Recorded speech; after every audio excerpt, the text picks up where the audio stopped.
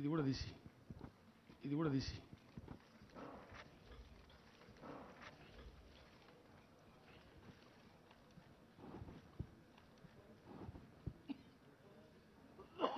అవి చాలా ఇంపార్టెంట్ మల్లేశంకర్ మేము ఇచ్చేది. అవి చాలా ఇంపార్టెంట్ మల్లేశంకర్ మేము మూడు ఉన్నాయి ఒక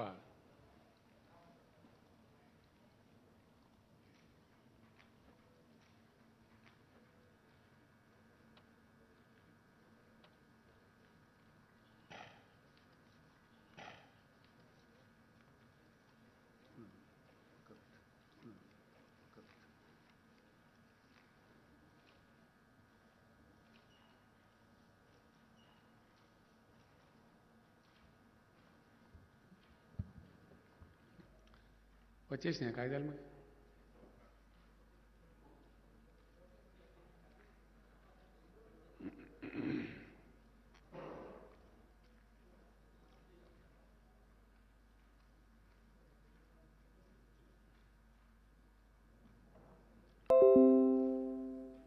దేశంలో ధాన్యాన్ని అంటే ఆహార ధాన్యాలు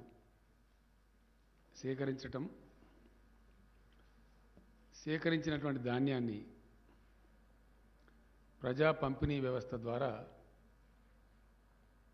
పేదలకు అందించటం,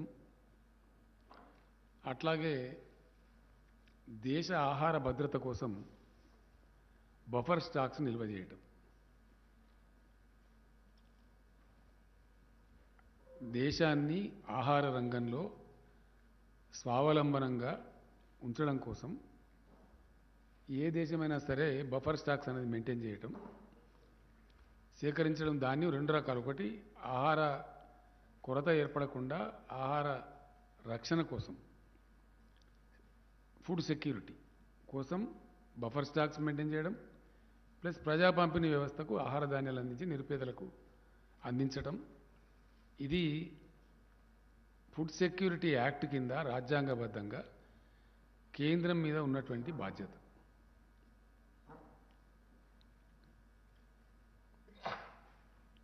ఈ బాధ్యత గత అనేక సంవత్సరాల నుంచి దేశం ఏర్పడ్డ కాడి నుంచి మనకు స్వతంత్రం వచ్చిన కాడి నుంచి జరుగుతూ ఉంది. ఇలా కొత్తగా జరగడం లేదు. Nothing knew about it. It's a settled system. ఇప్పుడు ఇక్కడ జరుగుతున్నది ఏంటి అంటే, ఈ భారతీయ జనతా పార్టీ ప్రభుత్వం కేంద్రంలో వచ్చిన కాడి నుంచి వీళ్ళు పూర్తి రైతు వ్యతిరేక విధానాలు అవలంబిస్తూ ఉన్నారు. పూర్తి స్థాయి పేదల వ్యతిరేక విధానాలు అవలంబిస్తూ ఉన్నారు. సామాన్య మధ్యతరగతి ప్రజల యొక్క వ్యతిరేక విధానాలు అవలంబిస్తూ ఉన్నారు. అవి అనేక విధాలుగా మనకు కనపడతా ఉన్నాయి. ఒక రకంగా కాదు. దేశంలో ఇలా మధ్యతరగతి ప్రజలు ఎక్కువ వాడేటువంటి గ్యాస్ ధరల పెంపుని కావచ్చు, సామాన్య ప్రజలు మధ్యతరగతి ప్రజలు వాడే పెట్రోల్ ధరల పెంపు కావచ్చు, ఇట్లా అనేక రంగాల్లో మనకు కనపడతా ఉంది. ఒక రంగం అని కాదు. అట్లాగే ఈ ధాన్యాన్ని ప్రొక్యూర్ చేసి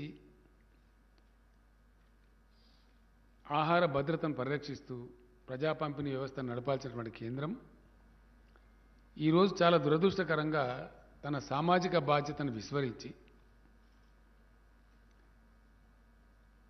మేము కొనలేము అని చెప్తున్నారు, నిరాకరిస్తున్నారు.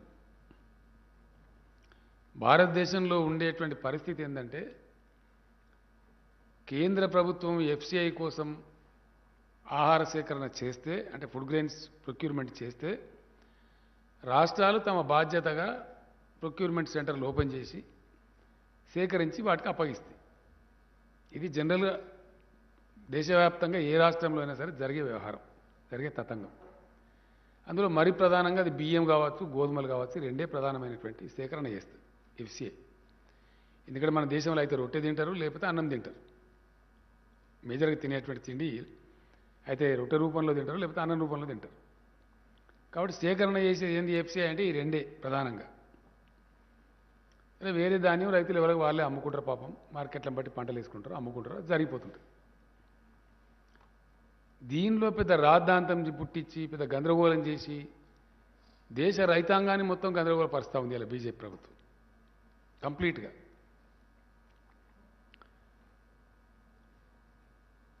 ఇంత చిన్న విషయం ఎందుకంటే ఇప్పుడు సపోజ్ ఫర్ ఎగ్జాంపుల్ ఇది ఎట్లా ఉంటుందంటే చాలా సులభమైనటువంటి విషయం. లక్షల కోట్ల రూపాయల బడ్జెట్ కలిగి ఉండి 140 కోట్ల మందికి ప్రాతినిధ్యం వహించేటువంటి కేంద్ర ప్రభుత్వం ఒక చిల్లర కొట్టు షావుకారులాగా మాట్లాడకూడదు, కిరాణా షాప్ లాగా మాట్లాడకూడదు. అది కేంద్ర ప్రభుత్వానికి ఔన్నత్యం కాదు. ఎట్లా అంటే ప్రతి విషయంలో నువ్వు లాభ నష్టాలు బేరీజ్ వేసుకొని మాట్లాడతావా? అప్పుడు నువ్వు ప్రభుత్వం ఎట్లయితే నాకు అర్థం కాదు. ప్రభుత్వంగా సమాజం పట్ల we have a social responsibility. ఏ ప్రభుత్వం అన్నా కానీ ఇప్పుడు ప్రజా పంపిణీ వ్యవస్థ ఉంది, ఇట్స్ ఏ సోషల్ రెస్పాన్సిబిలిటీ. అట్లానే ఆహార భద్రత, దేశ ఆహార భద్రత is also a social responsibility. దాని నిర్వహణలో భాగంగా కేంద్ర ప్రభుత్వానికి ఎప్పుడన్నా అనుకోకుండా ఏదైనా కారణం చేత కొంచెం నిల్వలు పెరిగినాయి అనుకో, దానికి ఆల్టర్నేటివ్స్ ఆలోచించే శక్తి కూడా కేంద్రానికి ఉంటుంది. ఆ కేంద్రమే ఆ బాధ్యత నిర్వర్తించాలి. ఆ ప్రాసెస్లో ఒక 30,000 కోట్లు, 40,000 కోట్లు, 50,000 కోట్లు, పోను 1,00,000 కోట్లు నష్టం వస్తే కేంద్రం భరాయించాలా. ఇవి చిల్లర కొట్టు కాదు కదా, నాకు అర్థం కాదు. ఆ ప్రాసెస్లో ఒకవేళ ఏదైనా కొంత స్టాప్ గ్యాప్ అరేంజ్మెంట్లో కొద్ది గ్యాప్ వస్తే కేంద్రం షుడ్ బేర్ దట్. ఆ బాధ్యత నుంచి తప్పుకుంటూ, ఆ సామాజిక బాధ్యత నుంచి తప్పుకుంటూ మీరు నేపాల్ని చాలా దిక్కుమాలినతనంగా, చాలా ఘోరంగా, ఘోరాది ఘోరంగా రాష్ట్రాల మీద నెట్టేసేటువంటి ఒక దరిద్రం కొట్టు ప్రయత్నం జరుగుతూ ఉంది. ఇంత నీచమైనటువంటి కేంద్ర ప్రభుత్వాన్ని ఇదివరకైతే మేము చూడలేదు, భవిష్యత్తులో చూస్తామని కూడా అనుకోవట్లేదు. ఇంత దిగజారినటువంటి కేంద్రాన్ని ఒక అన్ని నోరు తెరిస్తే పచ్చి అబద్ధాలు, నోరు తెరిస్తే అంత డుల్ముల్ రాజకీయం, గందరగోళ పరుషుడు, ఏది స్ట్రేట్గా చెప్పకపోవడు. ఇదేం తరహా రాజకీయం అండి, నాకు అర్థం కాదు. ఇదేం పద్ధతి? ఇది ప్రజలను, రైతులను కన్ఫ్యూజ్ చేయడమా లేకపోతే ఏంది? ఇప్పుడు వెరసి ధాన్యం సేకరణ విషయంలో ఇలా మంత్రివర్గంలో దాదాపు 3-4 గంటల పైన చాలా సుదీర్ఘంగా చర్చ చేస్తాం. ఇప్పుడు తేలుతున్నది ఏంది? ఇక్కడ సింపుల్ విషయం. మొన్న పోయినప్పుడు మేము అడిగినాం చాలా స్పష్టంగా, యాసంగిలో మేము ఇచ్చిందే తీసుకోలేదు, తీసుకుంటామని ఇక్కడ ఎఫ్సీఐ మేనేజర్ రాసిస్తాడు. ఆయన రాసిచ్చిన లెటర్ మంత్రికి చూపించి నేనే స్వయంగా చూపించిన. ఇక ఆయన రాసిచ్చిండా ఈ పరిస్థితి. నా ముందే ఆయన ఏమంటాడు, ఆయన సస్పెండ్ చేస్తా. నువ్వు సస్పెండ్ చేస్తావు, సస్తావు. రాసిచ్చిండు కాబట్టి మేము నీకు జోకినం బియ్యము, దానికి డబ్బు తీసుకోవాలంటే ఇవ్వాలంటే మేము తీసుకోమంటాడు. ఎందుకు తీసుకోవు అంటే మేము బాయిల్డ్ రైస్ తీసుకోము, ఉప్పుడు బియ్యం తీసుకోము. మరి తీసుకోకపోతే నేను కొన్నా, రైతులకు డబ్బులు ఇచ్చినా, మరి అప్పుడు ఏం చేయాలి? నేను ఎటు పోవాలా అంటే దానికి సమాధానం చెప్పాడు. అప్పుడు ఏమంటాడు, మెడ మీద కత్తి పెట్టి, మొన్న మీకు ఇచ్చిన లెటర్స్ ఉంది మీ దగ్గర, భవిష్యత్తులో మేము పారాబాయిల్డ్ రైస్ ఇయ్యము అని మీరు అండర్టేకింగ్ ఇస్తే అది తీసుకుంటా. పోయిన యాసంగా ఇచ్చింది, లేకపోతే తీసుకోను అంటే అధికారులకు చెప్పిన నేను రాసేయండి, మరి తప్పదు కదా, మరి ఏం చేస్తాం మనం. వాళ్ళు రాసిచ్చింది, మెడ మీద కత్తి పెట్టి రాయించుకున్నది కేంద్రం. నువ్వు రాసి ఇస్తేనే తీసుకుంటా, లేకపోతే తీసుకోను. 25 లక్షల టన్నుల బియ్యం మీద పడితే, లేకపోతే మనం ఆల్రెడీ కొన్నాం, ప్రొక్యూర్మెంట్ చేసినాం, మిల్స్లో ఉంది, రైతులకు డబ్బులు పే చేసినాం. చాలా హై వాల్యూ ఉంటుంది. మరి అప్పుడు ఏం చేయాలి? రాష్ట్ర ప్రభుత్వం ఏం చేయాలి? ఆర్థిక స్థితి కూడా అంత ఉండదు కదా రాష్ట్ర ప్రభుత్వం దగ్గర. సో అది ఆ విధంగా రాయించుకున్నారు. తర్వాత మేము పోయినప్పుడు కూడా, నేను స్వయంగా వెళ్ళినప్పుడు కూడా ఆయన చాలా స్పష్టంగా చెప్పిండు కేంద్ర మంత్రి నాకు, మేము బాయిల్డ్ రైస్ ఒక గింజ కూడా తీసుకోము. ఇక్కడ వస్తున్నది ఏంది? 2 విషయాలు అడిగినండి నేను. సరేనా, మరి రైస్ తీసుకుంటావు కదా, అది ఎంత తీసుకుంటావు? సంవత్సరానికి కోటాయి, సంవత్సరానికి ఒకసారి కోటా ఇచ్చేసి మేము ఇంత తీసుకుంటామంటే మేము పండించి ఇస్తాం నీకు, మా రైతులకు చెప్తాం. అది మేము చెప్పం. తర్వాత వర్షాకాలం నువ్వు 40 లక్షలకు ఇచ్చినవు, 40 లక్షలు కాదు, మా దగ్గర 62 లక్షల ఎకరాలు సాగు చేసినాం, ఎక్కువ వస్తుంది, కనీసం 90 లక్షలను నువ్వు తీసుకోవాలంటే దాన్ని ఎన్హాన్స్ చేయమంటే దాన్ని ఎన్హాన్స్ చెయ్యం. నేను పోయినా, నాతో పాటు మినిస్టర్లు వచ్చిండ్రు, ఆఫీసర్లు వచ్చిండ్రు, ఎంపీలు వచ్చిండ్రు, దానికి కూడా మేము సమాధానం చెప్పం. ఈ విధంగా అటు వర్షాకాలం దానికే టార్గెట్ దిక్కులేదు, మళ్ళీ యాసంగి, యాసంగిలో ఏంటంటే డెఫినెట్గా తెలంగాణ పంట పండుతుందంటే అది నూక ఎక్కువైతుంది. తెలంగాణలో ఉండే వాతావరణ పరిస్థితులను బట్టి కోతలు వచ్చేది మార్చి లాస్ట్ వీక్ తర్వాతనే వస్తాయి కాబట్టి ఖచ్చితంగా 35 డిగ్రీలు ఎండ దాటి ఉంటుంది. 35 డిగ్రీలు దాటితే నూక ఎక్కువైతుంది. దానిలో ఉన్న బ్రహ్మ పదార్థం ఏం లేదు. వీళ్ళు ఆడుతున్న లంగనాటకం ఇలా బయట పడాలి. ఏమున్న దానిలో యాసంగిలో తెలంగాణలో వడ్లు పండితే నూక శాతం ఎక్కువ వస్తుంది. అంటే మామూలుగా వర్షాకాలంలో వండే బియ్యమేమో 67 కిలోలు వస్తుంది. అదే యాసంగిలో వండే వాటికి 67 కిలోలు రాదు, 35 కిలోలే వస్తుంది. ఆ నష్టం ఎవరు భరించాలా? రైతు భరించలేడు పాపం. ఆయన పెట్టుబడి పెడతాడు, పండిస్తాడు, తెస్తాడు. మిల్లర్ అంటాడు, సార్ నేను అట్లా పండితే నా మిల్లు అమ్ముకోవాలి, నేనేం చేయాలి? మిల్లర్ అంటాడు. మరి ఎవరు భరించాలా? దానికోసంగా ఏం చేసిండ్రు అంటే బాయిల్డ్ చేసి అమ్మితే కరెక్ట్గా వస్తుంది, నూక కాదు అని బాయిల్ చేసి అమ్మటం అనేది మొదలుపెట్టారు. అప్పటి నుంచే పారాబాయిల్ రైస్ మిల్స్ వచ్చింది. ఎఫ్సిఐ వాళ్ళే చెప్పి ఎఫ్సిఐ వాళ్ళే చేయించారు, ఎంకరేజ్ చేసిండ్రు, ఈ టెక్నాలజీ వాడండి, బాయిల్ రైస్ పెట్టండి అని చెప్తే మిల్లర్స్ పెట్టుకున్నారు. పాపం వాళ్ళు చేస్తున్నారు, జరుగుతుంది. లాస్ట్ ఇయర్ దాకా తీసుకుంటామని చెప్పి సతాయించారు. మళ్ళీ వారి భవిష్యత్తులో ఏమైనా రాపించుకున్నారు, ఇవన్నీ చేసిండ్రు, అది జరిగిపోయింది. ఇప్పుడు సడన్గా ఒక గింజ కూడా, ఒక కిలో కూడా మేము బాయిల్డ్ రైస్ తీసుకోము, మీరు రాసియండి అని మెడ మీద కత్తి పెట్టేమో రాయించుకోవాలి, అంతే కదా.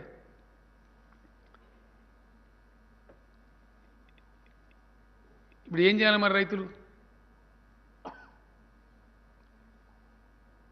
ఏం జరగాలి ఇప్పుడు? మేము అనేక రకాలుగా అనేక సమస్యలు ఎదుర్కొని విభజన చట్టం ద్వారా వచ్చినటువంటి పూర్తిస్థాయిలో కేంద్రం సహకరించకున్నా, ఆంధ్రప్రదేశ్ వాళ్ళు బాగా సతాయించిన, వితిన్ తెలంగాణ ఉన్న కొంతమంది రాజకీయ రాక్షసులు వందల వేల కేసులు వేసినా అన్ని ధీటుగా ఎదుర్కొని బ్రహ్మాండంగా ప్రాజెక్టులు కట్టాం. చాలా గందరగోళంగా ఉన్నటువంటి కరెంటును మంచిగా చేసి కరెంటు 24 గంటలు వచ్చేట్టు చేసినాం. గ్రామీణ ఆర్థిక వ్యవస్థ పటిష్టం కావాలని ఒక్క వ్యవసాయం కాదు అనేక రంగాలలో చర్యలు తీసుకున్నాం. దాంట్లో వ్యవసాయం కూడా చాలా బాగా పటిష్టపరిచినాం. రైతులను అద్భుతంగా ఎంకరేజ్ చేయడానికి రైతు బంధు ఇచ్చినాం. రైతులు చనిపోతే కుటుంబాలు బదారణ పడద్దని రైతు బీమా ఇచ్చినాం. 24 గంటలు ఫ్రీ కరెంట్ ఇచ్చే ఒకే ఒక రాష్ట్రం ఈ దేశంలో తెలంగాణ. వాటర్ సెస్ లేకుండా, నీటి తీరువా అనేది ఒక రూపాయి కూడా తీసుకోకుండా నీటి తీరువా పాత బకాయిలు రద్దు చేసి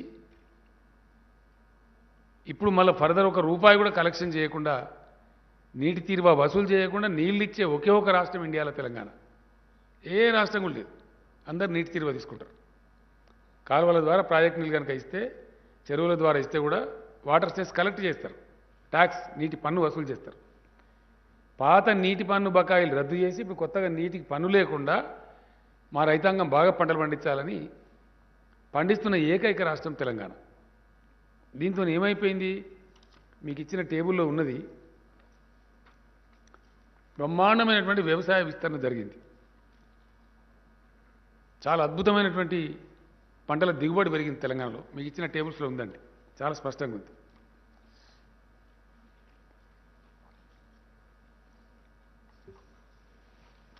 మేము గతానికి ఇప్పటికి కంపారిజన్ కూడా ఇచ్చినాం మీకు. గత 10 ఏళ్లలో తెలంగాణ రాకముందున్న 10 ఏళ్లలో అప్పుడున్న కాంగ్రెస్ గవర్నమెంట్లో ఎంత యావరేజ్ ఉంది? Paddy area in lakh acres average. అప్పుడు ఆ 10 ఏళ్లలో యావరేజ్ 49.27 లక్షలు ఉంటే ఇప్పుడు 7 ఏళ్లలోనే 104.23 లక్షల ఎకరాలు సాగైతా ఉంది విస్తీర్ణం. మీ టేబుల్ చూస్తే మీకు అర్థమవుతుంది. మీకు చాలా స్పష్టంగా ఇచ్చినాం మేము. ఈ టేబుల్, రెండవ టేబుల్లో ప్యాడీ ప్రొక్యూర్మెంట్ అంటే ధాన్యం సేకరణ 2004 నుంచి 2013-14 దాకా, అంటే తెలంగాణ వచ్చేదాకా ఇంకో టేబుల్లో ఉంది మీకు ఇచ్చిన దానిలో. ఆ 10 సంవత్సరాలలో యావరేజ్ పర్ యానం ఎంత ధాన్యం సేకరించారు? వరి ధాన్యం అంటే 10.09 lakhs, 10 లక్షల టన్నులు సేకరించారు సంవత్సరానికి.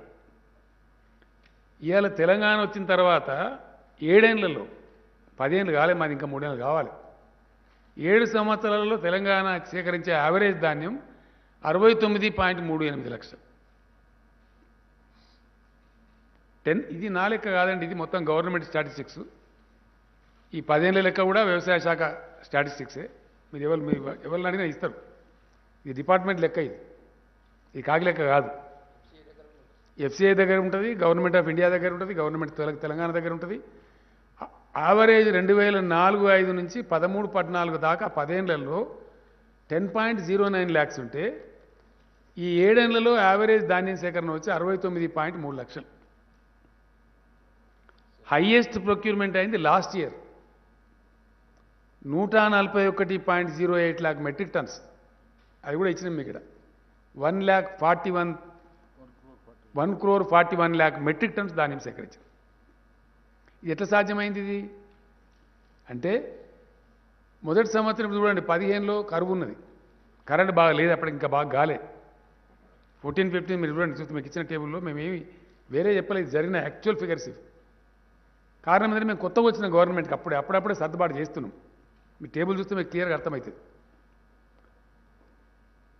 ఈ చివరికి వచ్చేటప్పటికి ఎట్లెట్లా కరెంట్ మంచిగా అవ్వకుండా వచ్చిందో, ఎట్లెట్లా ప్రాజెక్టులు కంప్లీట్ అయినాయో, ఎట్లెట్లా మిషన్ కాకతీయ కంప్లీట్ అయిందో, పవర్ స్టెబిలైజ్ అయ్యి బోర్లలో అండర్గ్రౌండ్ వాటర్ పెరిగిందో, అట్లా క్రాప్ పెరుగుతూ వచ్చింది. అటు చెరువుల ద్వారా కావచ్చు, బోర్ల ద్వారా కావచ్చు, ప్రాజెక్టుల ద్వారా, కాలువల ద్వారా కావచ్చు, క్రమంగా పెరుగుతూ వచ్చి లాస్ట్ ఇయర్కి వచ్చేటప్పటికి భయంకరంగా పెరిగింది.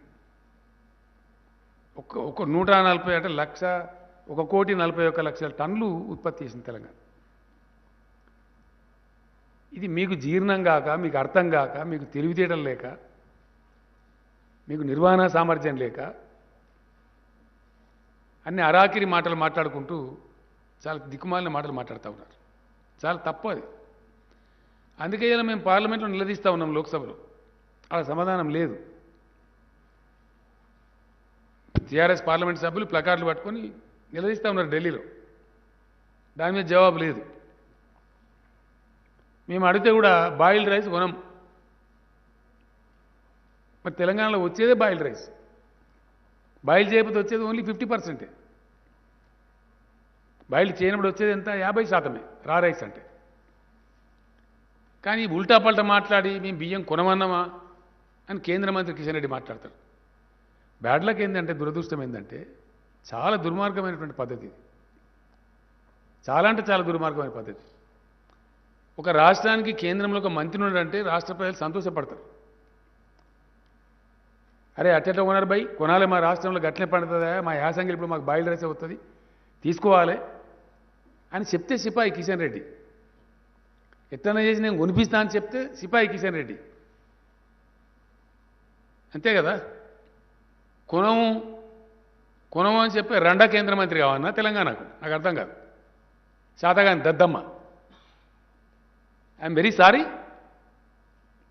ఏం మాట్లాడుతున్నాడు అతను? ఒక ఉన్మాదిలాగా మాట్లాడుతున్నాడు. I blame definitely.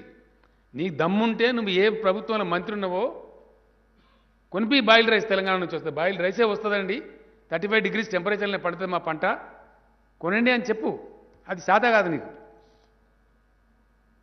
ఏం దిక్కుమాలిన పాలసీ మీది? మీ చేతగాంతనాన్ని మంది మీద రుద్దుతారా? మీది రైతు హంతక ప్రభుత్వం. దిక్కుమాలిన చట్టాలు తెచ్చి మీ ప్రధానమంత్రి క్షమాపణ చెప్పిండి ఇలా రైతుల మొత్తం భారతదేశ రైతాంగానికి. ఎందుకు చెప్పిన క్షమాపణ నాకు అర్థం కాదు. 750 మంది రైతులను పొట్టన పెట్టుకున్న హంతకుల పార్టీ మీది. మీకు మాట్లాడతారా? మీది రైతు రాబందు పార్టీ. వాస్తవం కాదా? 750 మంది చచ్చిపోలేదా? 13 నెలలు పాపం వాళ్ళు కరోనాలో, ఎండలో, వానలో, చలిలో ఆడ చస్తే వాళ్ళని ఆందోళన జీవులని అవమానపరిచి, ఇష్టం వచ్చిన నోటికొచ్చిన కారు కూతలు తిట్టి, కొట్టి చంపమని హర్యానా ముఖ్యమంత్రి చెప్పి, కార్లు ఎక్కించి తొక్కించి చంపి, చివరికి క్షమాపణ చెప్పింది మీరు. మళ్ళీ సిగ్గు లేకుండా మాట్లాడుతుండే. అలా మేము రైతు బంధువులం, మేము చేయలే. నాశనం అయిపోయినటువంటి చెరువులన్నీ బాగా చేయలే, కనబడతలేవా? దా, ఏ ఊరికి వస్తావు? ప్రాజెక్టు మేము కట్టలే, కనబడతలేవా? ఇలా స్టెబిలైజ్ కాలేదు ఆయకట్టు. ఆన్గోయింగ్ ప్రాజెక్టులను మేము కంప్లీట్ చేయలే. ఎవరు కంప్లీట్ చేసినారు? ఎల్లంపల్లి ప్రాజెక్ట్ ఎవరు కంప్లీట్ చేసినారు? మిడ్ మానర్ ప్రాజెక్ట్ ఎవరు కంప్లీట్ చేసినారు? నెట్టెంపాడు, కల్వకుర్తి, భీమా, కోయిల్ సాగర్ ఎవరు కంప్లీట్ చేసినారు? దశాబ్దాల తరబడి పెండింగ్ ఉన్నాయి. దేవాదాల ప్రాజెక్ట్ ఎవరు కంప్లీట్ చేసినారు? ఇవన్నీ కాకుండా అడ్డగోలుగా మాట్లాడతాము, రాజకీయాలు చిల్లర రాజకీయాలు మాట్లాడతామని చిల్లర లూజ్ మాటలు. ఇంకా ఎంత చీప్గా అంటే ఇది మరీ దరిద్రం. పెట్రోల్ డీజిల్ రేట్లు పెంచింది ఎవరండి దేశంలో? నరేంద్ర మోడీ ప్రభుత్వం కాదా? ఈ కిషన్ రెడ్డి మంత్రి ఉన్న ప్రభుత్వం కాదా? అప్పుడు క్రూడాయిల్ ధర ఎంత, ఇవాళ క్రూడాయిల్ ధర ఎంత? క్రూడాయిల్ ధర తగ్గినాక కూడా మీరు అబద్ధాలు చెప్పి మోసం చేసి దేశాన్ని డీజిల్ ధర పెంచుతారు. పెంచిన తదుపరి రాష్ట్రం వేడ తగ్గించాలని ధర్నా చేస్తారు. మరి సిగ్గుందా మీకు? అని ఇజ్జతమానం ఏమైనా ఉందా? ఇంత అమాయకుల ప్రజలు గొర్రెలా? నువ్వు పెంచాలా, మేమేమో తగ్గి అన్నా. ఇది నీతా? ఇది కేంద్రాన్ని పరిపాలించే, దేశాన్ని పరిపాలించే ఒక ప్రభుత్వం చేసేటువంటి గొప్పతనమా ఇది? ఇదేం దందా అండి? నాకు అర్థం కాదు. డెఫినెట్గా వీళ్ళు ముంచేటోళ్ళు తప్ప మంచి చేసేటోళ్ళు కాదు, తేలిపోయింది. ఇప్పుడు రైతుల వ్యతిరేక పార్టీ 100%. కిషన్ రెడ్డి మాట్లాడతారు రైతులతో మోడీ ఉన్నాడు, రైతులతో మోడీ ఉంటే కొనుమని, బాయిల్ రైస్ కొనుమని. నువ్వంత గొప్పడో అయితే అట్లా కొనరా, కొనిపిస్తాం, కేంద్రంతో మాట్లాడిస్తామని చెప్పు. నేను పండితే 75 లక్షల ఎకరాల వరి మేము రెడీగా ఉన్నామా వేయడానికి. నువ్వు కొంటాడు, మేము వద్దంటున్నామా? ఎవరిని మోసం చేస్తావు నువ్వు? రైతులు బండియాలి, వాళ్ళ కొంపలు ఆరిపోవాలి, గందరగోళం చెలరేగన్న ఇక్కడ తెలంగాణలో. మళ్ళీ రైతుల ఆత్మహత్యలు పునరావృతం కావన్నా? ఇది చాలా భరించరానటువంటి మాటలు ఇవ్వాలి. అతను మాట్లాడి ఇవ్వాలి. అగ్రికల్చర్ పాలసీ నీకు ఎరక తోక. అగ్రికల్చర్ పాలసీ మాకెందుకు లేదు? అగ్రికల్చర్ పాలసీ బ్రహ్మాండ. అగ్రికల్చర్ పాలసీ లేకపోతేనే 1,41,00,000 టన్నుల బియ్యం ఇచ్చిన మనకు పోయిన సంవత్సరం. ఏం కొంటాం? అదంతా కాదా? తెలంగాణ వడ్డు పండిస్తుంది, బాయిల్ రైస్ అవుతుంది. కొంటవా కొనవరా బాయ్ చెప్పండి. అది చెప్పాడట. అంత వాటి ముఖ్య అన్నది అంటే మూడు చూడు తిప్పించినట్టు. రా రైస్ ఎంత తీసుకుంటావు అది చెప్పాడు. వానకాలం దానికే దిక్కులేదు. ఇప్పుడు వర్షాకాలంలో ఎంత తీసుకుంటావో చెప్పాడట. పంట వస్తూనే ఉన్నది, కొంటూనే ఉన్నాం. ఇవాళకి ఆల్రెడీ తెలంగాణ ప్రభుత్వం 22 లక్షల టన్నులు కొనేసింది. కానీ మేము కళ్ళ అక్కడ పోయి డ్రామా పెడతాము. ఇప్పుడు పెడదు రాయిగా. మేము స్పష్టంగా తెలంగాణ రైతాంగాన్ని తెలియజేస్తూ ఉన్నాం. ఇవాళ కేంద్రంలో ఉన్న ప్రభుత్వం వైఖరి మీరు గమనిస్తూ ఉన్నారు. రైతు చట్టాలు తెచ్చి వాళ్ళని అరిగోసబెట్టి ఢిల్లీ బార్డర్ మీద సల్లె వాళ్ళని చంపి 700 మంది 50 మంది రైతులను చంపి ఇలా తీరా చట్టాలు వాపసు తీసుకున్న ప్రభుత్వం కేంద్ర ప్రభుత్వం, బీజేపీ ప్రభుత్వం. అంటే ఎంత డులుముల్ ప్రభుత్వం ఇది, ఎంత మోసకారి ప్రభుత్వం. ఈ ప్రభుత్వంలో ఉన్న కేంద్ర మంత్రి కావచ్చు, ఇక్కడ ఉండబడే వాళ్ళ పార్టీ అధ్యక్షుడు కావచ్చు, చాలా దరిద్రంగా ప్రజలను కన్ఫ్యూజ్ చేసే విధంగా మాట్లాడుతూ ఉన్నారు. వీళ్ళ వైఖరి మేము పోయినప్పుడు కేంద్ర మంత్రి ఏమో ఆయన ఇంకోటి మాట్లాడతాడు. ఆయన నేను పోయొచ్చిన మొన్న. ఆ తర్వాత ఎమ్మెల్యేలు, మంత్రులు, ఎంపీలు డెలిగేషన్ పోయినారు. అధికారుల బృందం చీఫ్ సెక్రటరీ గారి నాయకత్వంలో. ఆ తర్వాత మళ్ళీ పోయినారు రమ్మంటే ఆయన ఇచ్చిన డేట్ ప్రకారం. ఆడ 9-10 మంది ఎంపీలు ఉంటే అందరు కలిసిపోయినారు. మళ్ళీ ఇంతమంది వచ్చినా మీకేం పని లేదా, వేరే పని లేదా అంటాడు ఆయన. ఇదా రాష్ట్ర ప్రభుత్వం తరఫున, రాష్ట్ర రైతుల తరఫున ఒక వ్యవసాయ శాఖ మంత్రి, ఆయనతో పాటు ఇంకో 3 మంత్రులు, 10 మంది ఎంపీలు పాలసీ వస్తే మా రైతులకు చెప్పుకుందాం, మంచిగా చెడనో బతకాలి కదా, పెంచినామని చెప్పిపోతే మీకేం పని లేదా, వేరే పని లేదా అంటాడా కేంద్ర మంత్రి? పని లేక పోతారా 10 మంది ఎంపీలు, 4 మంత్రులు, chief secretary, agriculture secretary, finance secretary? పచ్చి అబద్ధాలు నోరు తెరిస్తే పచ్చి. ఎంత దుర్మార్గం అంటే మీరు స్టన్ అవుతారు. మీరు పొద్దున రామకృష్ణ అడగండి, ఆ లెటర్ ఇస్తాడు మీకు. తీసుకోవచ్చు, ఇప్పుడు కూడా తీసుకోవచ్చు. లేదు మీ దగ్గర పంట అంతా లేదు, శాటిలైట్ చూపెడతలేదు. శాటిలైట్ చూపెడతలేదా, నీ మెదడు చూపెడతలేదురా బయట గట్లా గంతవాదం ఎందుకు మాట్లాడతావు? మేము పైరవకాల్లా కనబడుతున్నాం, మేము రాష్ట్ర ప్రభుత్వం, మేము ఏమనుకుంటున్నావు నువ్వు అని మొత్తం లెక్కలు కొంచెం మొక్క మీద కూర్చున్నాం. కరెక్టే ఉన్నది, 62 లక్షల ఎకరాల వరి ఉన్నదని మేము రిపోర్ట్ ఇస్తే లేదు అంటాడు. శాటిలైట్ చూపెడితే లేదు అంటాడు. ఇంత తెలివి తక్కువ ఒక కేంద్ర ప్రభుత్వం మాట్లాడేది. మళ్ళా మేము తీసుకుపోయి ఇచ్చిన తర్వాత కరెక్టే 58,66,000 ఎకరాలలో ఉంది అని మళ్ళీ ఒప్పుకుంటాడు. అని ఏ మాట కరెక్ట్ నీది? ఏది కరెక్ట్? మీ వ్యవహారం ఏంది అసలు? రైతుల జీవితార్థం ఇదేనా చెలగాటమాడే పద్ధతి? ఒక రాష్ట్ర ప్రభుత్వంతో వ్యవహరించే పద్ధతేనా ఒక కేంద్ర ప్రభుత్వం? ఇదేనా ఈ వ్యవహారమా? ఈ గోల్మాల్ చేసి మీరు రాజకీయాలు చేస్తామనుకుంటున్నారా? ఇట్లా చాలా చీప్గా బిహేవ్ చేసి మాట్లాడుతూ ఉన్నారు. ప్రజలను గందరగోళపరిచి మాట్లాడుతూ ఉన్నారు. డెఫినెట్గా తెలంగాణ రైతులను ముంచుతారు వీళ్ళు 100%. ఎందువల్ల ఈ మాట చెప్పాల్సి వస్తుంది? ఈ బాధ ఎందుకు అవుతుంది? రేపు రైతులు పండిస్తారు, ఇది తీసుకోడు, ఏం కావాలి గతి? ఏమవుతుంది? పెట్టుబడి పెడతారు, పాపం కష్టం చేస్తారు, పంట వస్తుంది. నేను మొన్ననే చెప్పిన యాసంగి కూడా మళ్ళీ రైతు బంధు ఇస్తాం, మీరు బేఫికర్ ఉండని నేను చెప్పిన రైతులకు. మేము అన్ని ఇస్తున్నాం, కరెంట్ ఇస్తున్నాం, నీళ్ళు ఇస్తున్నాం, పెట్టుబడి ఇస్తున్నాం, మంచి విత్తనాలు అందిస్తున్నాం. నాసిరకం విత్తనాలు ఇస్తున్నాడు కిషన్ రెడ్డి చెప్తాడు ఈ ముఖానికి. నాసిరకం విత్తనాలా? ఈ ఇండియా మొత్తంలో కల్తీ విత్తనాల మీద పీడీ యాక్ట్ తెచ్చిన ఒకే ఒక government Telangana government. No other state in India. ఇప్పుడు ఈ సీజన్లో కూడా అరెస్ట్ చేసినాం, దాదాపు 78 మందిని పీడీ యాక్ట్ పెట్టినాం. ఆ పీడీ యాక్ట్ పాస్ చేయమంటే 7 నెలలు వీళ్ళు కింద పెట్టుకొని కూర్చున్నారు ఢిల్లీలో. మళ్ళీ నేను పోయి తిరిగి అప్పుడు ఆయన రవిశంకర్ ప్రసాద్ అని ఉండే సంజాయించి, ఇది అవసరం ఉందా, రైతులు ఆత్మహత్య చేసుకున్నట్టు అవుతుంది, చచ్చిపోయినట్టు అవుతుంది, పంట పెడతారు పాపం నమ్మి యాళ్ళ ఖాతాగాయది, హతాశులు అయిపోతారు రైతులు అని చెప్పి సంజాయించి కేంద్ర లా మంత్రికి, ఈ మంత్రికి, ఆ మంత్రికి చెప్పి అప్పుడు పాస్ అయింది చట్టం. మీ బీజేపీ పాలించిన దానికంటే 1 కోటి రెట్లు ప్రతి రంగంలో మంచుకున్నాం మేము ఇవాళ. 1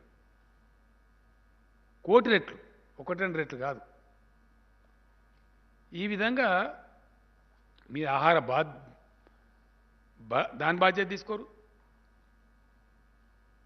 ఆహార భద్రత విషయం బాధ్యత తీసుకోరు, పంటలు పండితే రైతుల సంక్షేమం పట్టించుకోరు, ఎంత తీసుకుంటాడు అది చెప్పరు, ఇంకా ఉల్టా మీదే మాట్లాడతారా మీదికెళ్ళి. నేను ఇలా సీదా ఒకటే పాయింట్, ఎందుకు వచ్చిందండి ఇంత ప్రాబ్లం ఎందుకు వస్తుంది అసలు? తెలంగాణ ఎక్కువ ధాన్యం పండిస్తుంది కాబట్టి, దేశంలోనే హైయెస్ట్ పండిస్తుంది కాబట్టి కండు మండి ఈ చిల్లర బాధ. కేంద్రాన్ని ఒప్పించే తెలివి లేక, దమ్ము లేక, మా రైతులు పండిస్తాను కాబట్టి కొనుమని చెప్పేటువంటి నోరు లేక, అక్కడ మిమ్మల్ని ఎవడు పడుచుకోరు కూడా, మిమ్మల్ని ఈనాతీనంగా చూస్తారు వీళ్ళని. వీళ్ళని దేగ కూడా దేకడు వెళ్ళాడు. అది లేక ఈ దిక్కుమాలిన దరిద్రానికి పిచ్చి పిచ్చి మాటని మాట్లాడుతూ ఉన్నారు. మళ్ళీ ఇంకా ఎంత గొప్పదనం అండి వీళ్ళది ప్రభుత్వాన్ని, నరేంద్ర మోడీ గారి ప్రభుత్వాన్ని. మీకు గ్లోబల్ హంగర్ ఇండెక్స్ అని ఇచ్చినాం, మీ దగ్గర ఉంది, దయచేసి చూడండి. గ్లోబల్ హంగర్ ఇండెక్స్లో ఈ కేంద్ర మంత్రి సిగ్గు లేకుండా మాట్లాడతాడు పీయూష్ గోయల్. మాట్లాడడానికి నోరెట్లతో తెలియదు నాకు. ఈ must be ashamed. Global index, hunger index అంటే ప్రపంచ ఆకలి సూచిక. ఇది ఏం చూపెడుతుంది? 116 దేశాలను సర్వే చేస్తే ఇండియా స్థానం 101.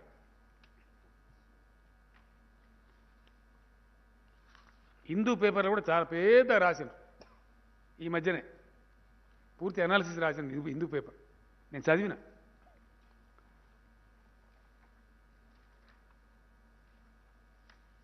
ఇక్కడ ఇంకా దరిద్రం ఏంటంటే, మీకు ఏమైనా సిగ్గుంటే ఇప్పటికైనా కళ్ళు తెరవండి కిషన్ రెడ్డి గారు, పీయూష్ గోయల్ గారు అని చెప్తా ఉన్నాను నేను. సిగ్గు లజ్జ ఏమని ఉంటే, గ్లోబల్ హంగర్ ఇండెక్స్లో మన స్థానం 101. ఇలా పాకిస్తాన్ స్థానం ఎంతుందా? పాకిస్తాన్ యొక్క ర్యాంకు 92, బంగ్లాదేశ్ను నేపాల్ 76. ఇది మన బతుకు. పాకిస్తాన్ బంగ్లాదేశ్ ర్యాంక్ ఏమో 76, పాకిస్తాన్ కాదు బంగ్లాదేశ్ నేపాల్ ర్యాంకు 76, పాకిస్తాన్ ర్యాంక్ ఏమో 92, మన బతికేమో 101. ఇది గ్లోబల్ హంగర్ ఇండెక్స్. మీరు మాట్లాడతారు మా దగ్గర నిల్వలు ఎక్కువైనాయి, అవసరం లేదు, స్టాక్స్ పైలైనాయి, అంటే ఏదన్నట్టు ఇది అప్పట్లో విప్లవ కవి రాసిండు అన్నపు రాసులు ఒకవైపు ఆకలి కేకలు ఇంకోవైపు అది అట్లే ఉంది కదా కథ నీకు సామాజిక బాధ్యత ఉంటే ధాన్యం తీసుకొని పెంచు ఆ ఆకలిని బిడ్డలకు పంచు ఫ్రీ రైస్ డిస్ట్రిబ్యూట్ చేయి అక్కడనేమో అవాయిడ్ చేస్తావు గ్లోబల్ హంగర్ ఇండెక్స్ వాస్తవమా కాదా ఇది ప్రతి సంవత్సరం వస్తుందా రాదా అన్ని దేశాలకు వస్తుందా రాదా ఇంకా ఇంకా సిగ్గుపోయే స్థానం ఏంటంటే ఈ ఘనత వహించిన కిషన్ రెడ్డి బాగా మాట్లాడియాల వీళ్ళ ఘనత వహించిన పరిపాలనలో మీకు లాస్ట్ పేజీలో ఉంది ఇండెక్స్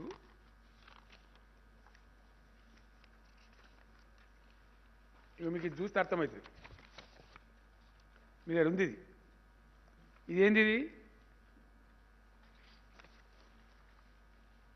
ఇండియా స్థానం 96 ఉంటే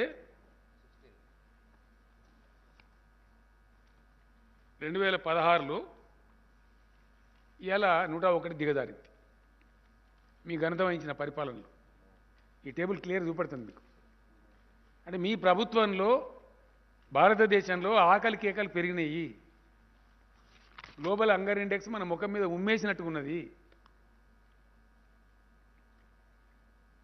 yes definitely 100% it is a fact ఇవన్నీ ఇట్లా ఉండగా మాకు చేత కాదు మాకు కొనడం ఇష్టం లేదు మేము కార్పొరేట్లకు అప్పచెప్పదలుచుకున్నాము అదాని అంబానీలకు అప్పచెప్పదలుచుకున్నాము అనేది చట్టాలు తెచ్చిండ్రు రైతులు గట్టి కూర్చొని ఇలా ఉత్తరప్రదేశ్లో ఓడిపోతాం పంజాబ్లో ఓడిపోతామని వణుకుడు పెట్టగానే చట్టాలు వాపసు తీసుకున్నారు ఇది వాస్తవం చట్టాలు గొప్ప అయితే ఎందుకు వాపసు తీసుకున్నారు ఎందుకు క్షమాపణ అయిపోయిన రైతులకు రేపు తెలంగాణ రైతులు కూడా మీ గతికి ఇంతే క్షమాపణ చెప్పుడే ఇలా ఉత్తర భారత రైతులకు చెప్పిన వాళ్ళు రేపు తెలంగాణ రైతులకు చెప్పారని ఏం నమ్ముతాం ఎట్లా నమ్ముతాం మిమ్మల్ని ఏ విధంగా నమ్ముతాం మీ క్రెడిబిలిటీ ఏంది నాకు అర్థం కాదు పెద్ద నోరు పెట్టి మాట్లాడంగానే అయిపోయానా అడమైన మాటలన్నీ ఈ విధంగా ఇదే కాకుండా రైతుల ఉసురు పోసుకోవడానికి మధ్యతరగతి ప్రజల ఉసురు పోసుకోవడానికి ఇంకో దుర్మార్గమైన చట్టం కరెంట్ చట్టం తెస్తా ఉన్నారు ఖచ్చితంగా రైతుల మెడ మీద కత్తి పెట్టి ఎట్టి పరిస్థితులలో ప్రతి బోర్ కాడ మీటర్ పెట్టాలి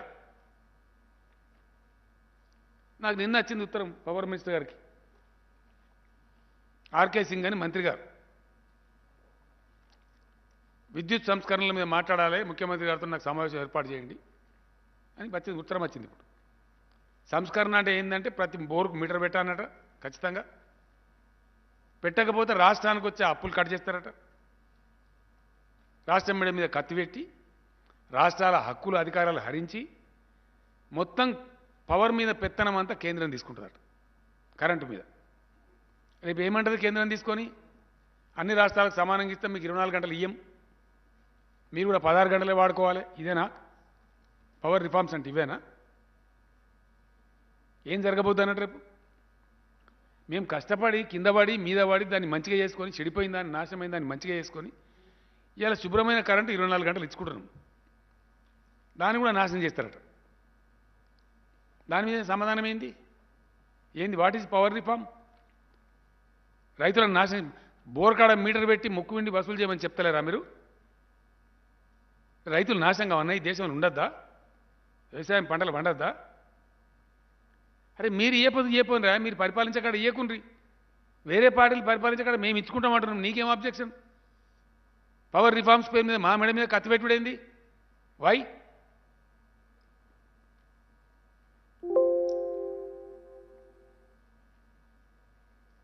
ఏంది అది కూడా ఉందిగా అది చాలా పెద్ద కథ నెక్స్ట్ దానిలో చెప్దాం మస్తూనే అని బయట పెట్టేటి యాడ్ పెడతాం వీళ్ళని తప్పదిగా ఈ దేశంలో రైతులు బాగుపడాలంటే ఈ ప్రభుత్వాన్ని పారదోలాలి ఈ దేశం నుంచి 100%. We have to fight A battle. సామాన్య ప్రజలు పేద ప్రజలు రైతులు వాళ్ళకి రక్షణ రావాలంటే ఈ దుర్మార్గమైన బీజేపీ పరిపాలన పోవాలి ఈ దేశం నుంచి 100%. ఏం వైఖరండి ఇది నాకు అర్థం కాదు. మేము పెంచుతాం డీజిల్ ప్రైజు మళ్ళీ బదాల్లో మేమే లొల్లి పెడతాం. ఇంత మాయం వచ్చిందిరా ఉంటుందా? ఇంతకన్నా దుర్మార్గం ఉంటుందా? మేము వడ్లు కొనము అయినా గొడవ పెడతాం. ఒరే కొన అంటున్నావు నువ్వే, నిరాకరిస్తున్నావు నువ్వే, మా పాలసీ మారిందని చెప్తావు నువ్వే, బాయిల్డ్ రైస్ కిలో కూడా కొన అంటావు నువ్వే, మళ్ళీ కళ్ళాల కడపోయి నువ్వే వేసామేస్తావా? ఇదేం కథనండి? ప్రపంచం లెక్కలేదు ఇది. ఎక్కడ ఉంటుందా ఇటువంటి కథ? పనికి మాలిన చట్టాలు తెచ్చేది నువ్వే, రైతులకు క్షమాపణ చెప్పేది నువ్వే, 750 మంది రైతుల సావులకు కారణం నువ్వే, వాళ్ళకు రూపాయి పరిహారం అంటే ఇస్తే ఈమెంట్ ఇస్తలేవేంది నాకు అర్థం కాదు. అంటే ఈ విధంగా ఎవరు మోసం చేస్తారు నాకు అర్థం కాదు. ఎన్ని రోజులు మోసం చేస్తారు ఈ దేశాన్ని మీరు? మళ్ళీ మీ పర్ఫార్మెన్స్ గొప్పగా ఉందా అంటే 80 లక్షల కోట్ల అప్పులు చేసిండ్రు. దేశంలో పేదరికం పెరిగింది లాస్ట్ 2 ఇయర్స్లో. అవి కూడా ఉన్నాయి ఇండెక్స్లు. ఇంకా రేపు ఇస్తాను మీకు నేను. దేశంలో గత 2 ఏళ్లలో భయంకరమైన పేదరికం పెరిగింది.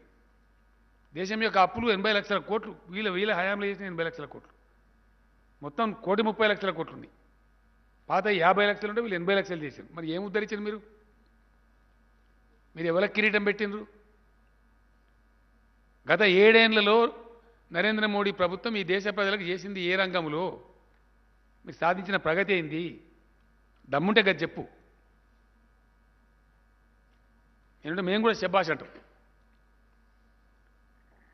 ఏ రంగంలో చేశానండి? పేదల కోసం ఏమైనా చేశారా మీరు? దళితులకు చేసినరా? గిరిజనులకు చేసినరా? బీసీలకు చేసినరా? మహిళలకు చేసినరా? రైతులకు చేసినరా? నిరుద్యోగ యువకులకు చేసినరా? ఎవరికి చేసిన మీరు? నాకు అర్థం కాదు. మీరు చేసిన వెల్ఫేర్ ఏంది? మీరు చేసిన గొప్పతనం ఏంది? ఈ దేశాన్ని మీరు ఉరగబెట్టింది ఏంది? దేశం ఆకలి ఇండెక్స్లో 101 స్థానాన్ని తీసుకొని పోయినారు. దేశంలో పేదరికాన్ని పెంచిండ్రు. దేశంలో రైతుల ఆత్మహత్యలకు కారణమవుతున్నారు. 750 మంది రైతులను పుట్టన పెట్టుకున్నారు. ఇది మీరు చేసిన దేశంలో. ఇంకా మిమ్మల్ని నిట్నే ఆలోచిస్తే మత పిచ్చి లేపి దేశానికి ఖచ్చితంగా దేశంలో విభజన రాజకీయాలు తెస్తున్నారు. ఈ దేశాన్ని రావణ కాష్టం చేస్తారు ఖచ్చితంగా వీళ్ళు. ఏమవుతుందంటే రేపు ఫలితం మంచో చెడ్డనో అనేక దేశాలలో, అనేక సమాజాలు, అనేక మతాలలో కలిసి బతుకుతున్న ఇండియాలో. You are totally destroying the eco of India. Yes, Telangana రాష్ట్ర ప్రజానికం కూడా ఆలోచించాలి. ఇవాళ అద్భుతమైనటువంటి ఐటీ ఇండస్ట్రీ వస్తూ ఉంది, అద్భుతమైన పరిశ్రమల పెట్టుబడులు వస్తూ ఉన్నాయి. ఒక ఇండియా టుడే సర్వేలో వాళ్ళే చెప్పిండ్రు ఆర్థికంగా పటిష్టపడతా ఉంది తెలంగాణ. నంబర్ 1 ఉంది. As far as economy is concern, India Today ఇచ్చిన rating number 1 in the country. ఇది తెలంగాణ సోషల్ ఈకో మంచిగా ఉంటే, బ్యాలెన్స్గా ఉంటే, శాంతియుతంగా ఉంటే ఇది సాధ్యమవుతుంది. రేపు పొద్దున మతాల మధ్య పంచాయతీ పెట్టి, పొద్దున్న లేతే మత కల్లోలాలు పెట్టి, కర్ఫ్యూలు పెట్టి, లాఠీ చార్జీలు పెట్టి, ఫైరింగ్లు పెట్టి ఉంటుందా ఈ పరిస్థితి? I request the intellectual community of Telangana, please think, are we here to accept that bloody BJP to destroy the echo of Hyderabad, echo of Telangana? Is it desirable to destroy the whole state's economy but for silly divisive politics? ఇదా ఈ దేశానికి కావాల్సింది? I'm sorry, no, we will fight to any extent, 100%, come what may. దేశాన్ని మొత్తం నాశనం చేస్తాము.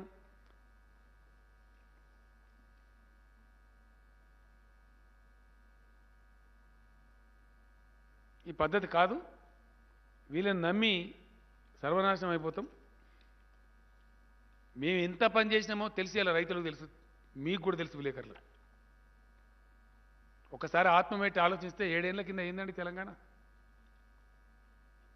7 ఏళ్ల కింద 3 ఎకరాల రైతు పరిస్థితి ఏంది? ఇవాళ 3 ఎకరాల రైతు పరిస్థితి ఏంది? 7 ఏళ్ల కింద తెలంగాణ పల్లెలలో ఎంత డబ్బు ఉంటుండే, ఇవాళ ఎంత డబ్బు ఉన్నది? ఇవన్నీ నిజాలు కావా? తెలంగాణ భూముల ధరలు ఎక్కడి నుంచి ఎక్కడికి పోయినాయి? చాలామంది దుర్మార్గులు, దరిద్రులు, బుట్టచోరుగాళ్ళు, పనికి మాలినోళ్ళు తెలంగాణ రాష్ట్రం అయితే ధరలు పడిపోతాయి, భూములు అని మాట్లాడి పడిపోయినాయా, పెరిగినాయా? అసలు 20 లక్షల లోపల ఇవాళ భూమి దొరుకుతుందా తెలంగాణలో ఎక్కడన్నా? ఎక్కడి నుంచి ఎక్కడ పోయింది తెలంగాణ వాల్యూ, తెలంగాణ రైతు వాల్యూ? 5 ఎకరాలున్న తెలంగాణ రైతు ఇలా కోటీశ్వరుడు. అదే 7 ఏళ్ల కింద బిచ్చగాడు, వలసపోయిండు. పోలే, మనం చూడలే. 5 ఏళ్ల కింద 5 ఎకరాల రైతేమో హైదరాబాద్ కూలి పనికి వచ్చిండు.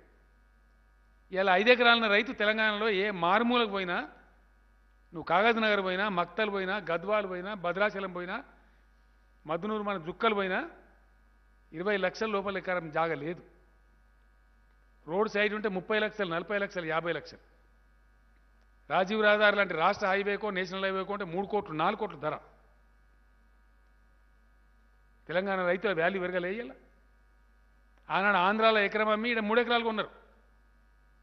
ఇలా మా నల్గొండ రైతులు హుజూర్ నగర్ నియోజకవర్గం నుంచి, మిర్యాలగూడ నియోజకవర్గం నుంచి ఎకరం అమ్మి ప్రకాశం జిల్లాలో పోయి 5 ఎకరాలు కొంటున్నారు, 4 ఎకరాలు కొంటున్నారు. ఎస్, తెలంగాణ రైతులు కాలు ఎగిరేసి ప్రకాశం జిల్లాలో కొంటున్నారు, కర్ణాటకలో కొంటున్నారు భూములు. 1 ఎకరం అమ్మి 3 ఎకరాలు, 2 ఎకరాలు కొంటున్నారు. ఈ ఫ్యాక్ట్ కాదా?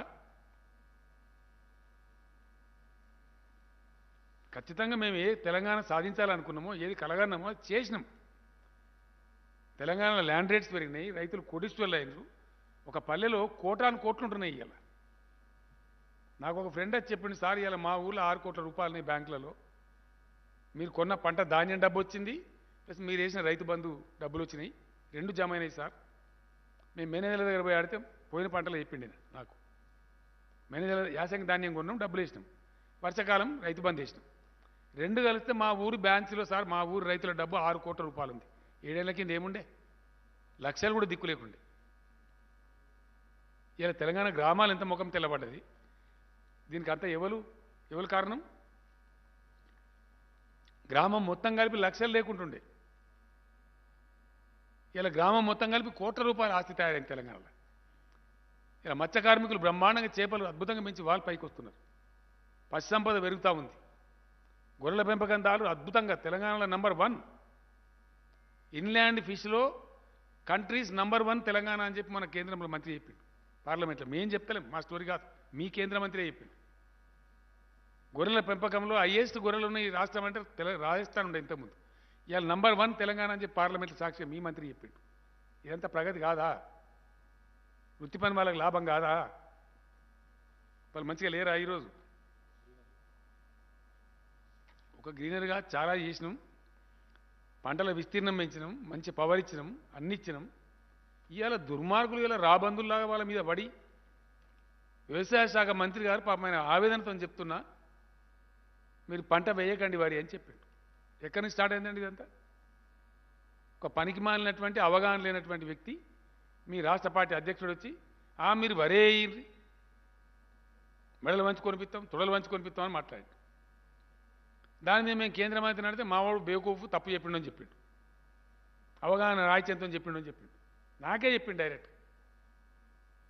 నేను కోపానికి వచ్చినా మా అట్లా మాట్లాడినవా, నన్ను కన్సల్ట్ చేయకుండా ఎట్లా మాట్లాడినావు?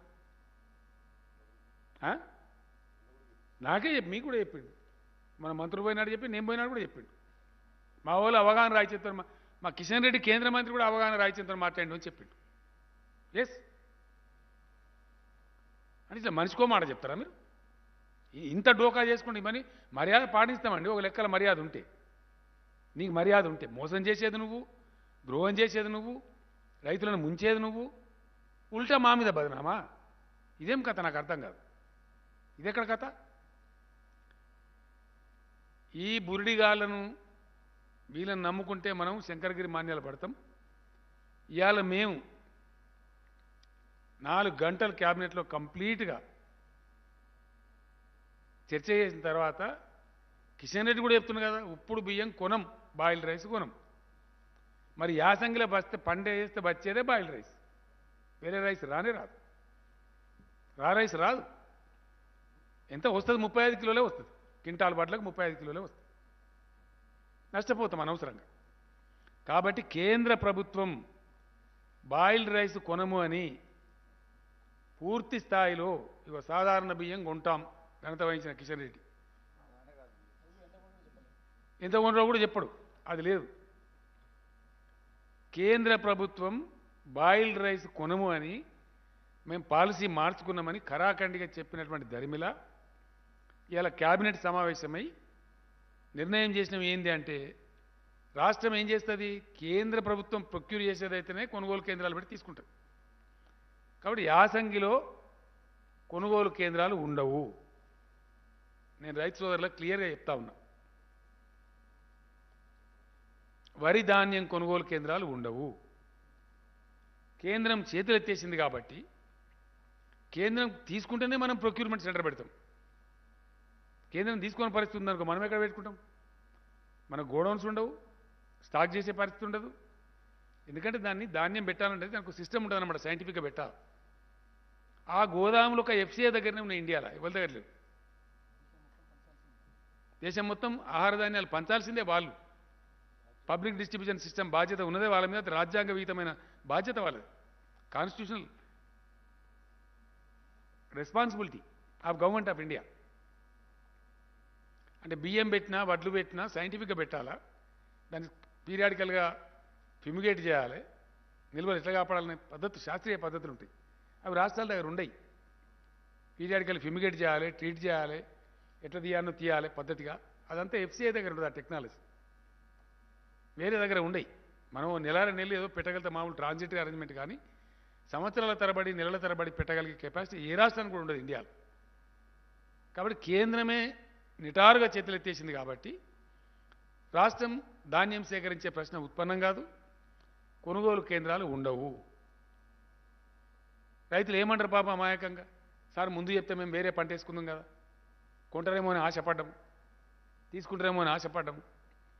నేను పేగులదే కదా కొట్లాను. నేను స్వయంగా పోయిన 3-4 సార్లు, కనీసం 15 సార్లు మన రాష్ట్ర అధికారులు పోయినారు. 6 సార్లు మన ఎంపీలు, మన మంత్రులు, వ్యవసాయ శాఖ మంత్రి గారి నాయకత్వంలో, సివిల్ సప్లైస్ మంత్రి గారి నాయకత్వంలో మన మంత్రివర్గ బృందం పోయింది. విమానం ఖర్చులు దండుగా అయిపోయినాయి. చివరికి నిరాశపడి మళ్ళీ చివరికి ఇప్పుడు ఏం మాట్లాడుతుండ్రు, ఈరోజు ఏం మాట్లాడుతాడు ఈ రాష్ట్రం చెందిన కేంద్ర మంత్రి? నేను ఉన్నా, నేను పెద్ద సిపాయి కూతురు, నేను కేంద్ర మంత్రిని, ఎట్లన్నా చేసి కొనిపిస్తా అంటే నువ్వు సిపాయి. కొనము బాయిల్ రైస్ కొనము, రా రైస్ ఎంత కొంటామో చెప్పము. ఇదా ఇది గొప్పతనమా? ఒక కేంద్ర మంత్రి ఒక గొప్పతనమా? రాష్ట్ర రైతుల యొక్క బతుకుతో నువ్వు చెలగాట మాడతావా? ఇదేం ఆర్గ్యుమెంట్ అండి? I'm very sorry. దీని మీద చిల్లర రాజకీయం మాట్లాడు, చెత్త మాటలు మాట్లాడు, దీనికి సంబంధం లేని మాట. ధాన్యం ఎంత కొంటావురా బాబు అంటే నువ్వు హుజురాబాదు, తోకబాదు, ఇంకో బాదు, గదా అని చెత్త ఒకటే దాన్ని మాట్లాడిన మాట విన్నారు కదా మీరు. తలా తోక, గజువేలట అయిందో, దుబ్బాకనట, ఇంకేమేమో ఉంది అందులో ముచ్చట తప్ప అదేమి. ఒక అర్థవంతంగా జరుగుతున్న చర్చ ధాన్యం మీద. కొంటావా కొనవా? కొంటే ఎంతో కొంటావు కదా చెప్పమనగా సాదా కాదట. నీ ఆహార మంత్రిత్వ శాఖ అడగరాదా? నీ ప్రధానమంత్రిని అడగరాదా? అడుగు.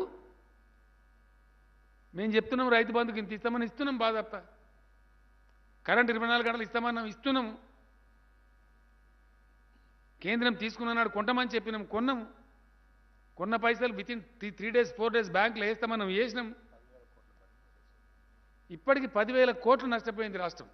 కరోనా టైంలో మక్కలు కొంటే, జొన్నలు కొంటే, జుక్కల్ నియోజకవర్గం, నారాయణఖేడ్ నియోజకవర్గం, నిజామాబాద్లో కొన్ని ప్రాంతాలు వేస్తే విధిలేక కొంటే 10,000 కోట్ల పైకి ఇయ్యాల క్యాబినెట్ లెక్క తెచ్చాడు ఫైనాన్స్ సెక్రటరీ. ధాన్యం కొనుగోలు వల్ల, రైతుల నుంచి కొనుగోలు వల్ల చేసిన ధాన్యం వల్ల ఎక్కువ ధరకు కొనాలి, తక్కువ ధరకు అమ్మాలి. కొనేది అమ్ముడు కూడా పోవు జొన్నలు. ఇంకా దానికో దిక్కుమాలిన తెలివి ఆ వాట్సాప్ యూనివర్సిటీ ఉంటుందా, దానంత పచ్చావతాలు ఇంకోటి ఉండదు బీజేపీ. ఇంత దిక్కుమాలిన దరిద్రం కూడా ప్రచారం అంటే రైతులు పండించేది బాయిల్డ్ కాదు కదని అండి. రైతులు పండించేది బాయిల్డ్ కాకపోతే ఏం పండిస్తారు? నీ మెదడు బాయిల్ చేయాలన్నా? రైతులట బాయిల్ పండారట, బాయిల్డ్ అట మిల్లర్లకు సంబంధించిందట. రైతు లేని మిల్లర్ ఉంటాడా? మిల్లర్ లేని రైతు ఉంటాడా? రైతు పండించిన ధాన్యం బియ్యం కాకపోతే అమ్ముడు పోతాయా? అసలు నువ్వు ఎఫ్సీఐ తీసుకుంటావా?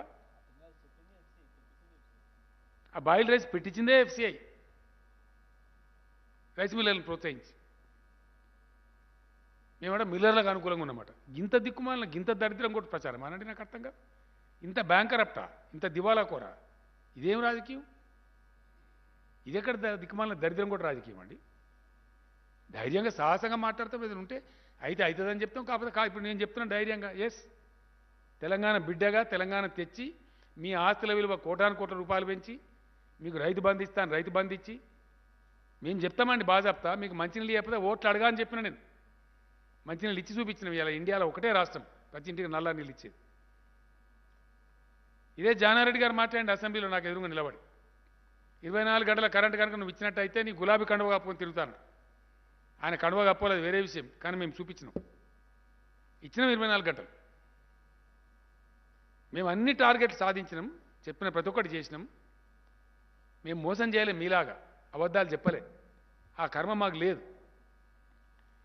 ఇలా ఈ చేతగాని దద్దమ్మ కేంద్ర ప్రభుత్వం, సామాజిక బాధ్యతను విస్మరిస్తున్న కేంద్ర ప్రభుత్వం, సామాజిక బాధ్యత నుంచి తప్పించుకొని పారిపోతున్న కేంద్ర ప్రభుత్వం ఉంది కాబట్టి, వాళ్ళ పాలసీలు మార్చుకొని రైతు వ్యతిరేక విధానంలో పోతుంది కాబట్టి మేము బియ్యం కొనుగోలు చేయలేము, వడ్లు కొనుగోలు చేయలేము అని చెప్తున్నాం రైతులకు. మాకు ధైర్యం ఉంది.